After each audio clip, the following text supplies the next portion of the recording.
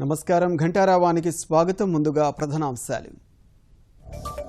17 అంశాలపై Telugu Desam polit bureau చర్చ.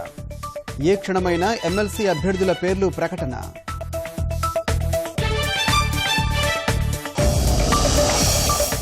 భీమ్ యాప్కు ప్రాచుర్యం కల్పించాలన్న ప్రధాని. ప్రతి ఒక్కరూ 125 మందికి అవగాహన కల్పించాలని పిలుపు.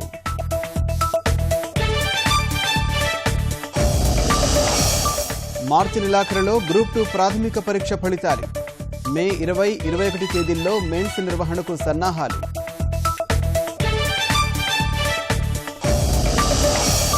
పశ్చిమ గోదావరి జిల్లాలో వికటించిన తాబేలు మాంసం. అంకన్నగూడెంలో 2 మృతి, మరొకరి పరిస్థితి విషమం.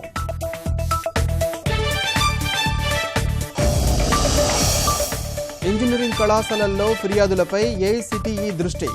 త్వరలోనే అందుబాటులోకి ఆన్లైన్ వ్యవస్థ.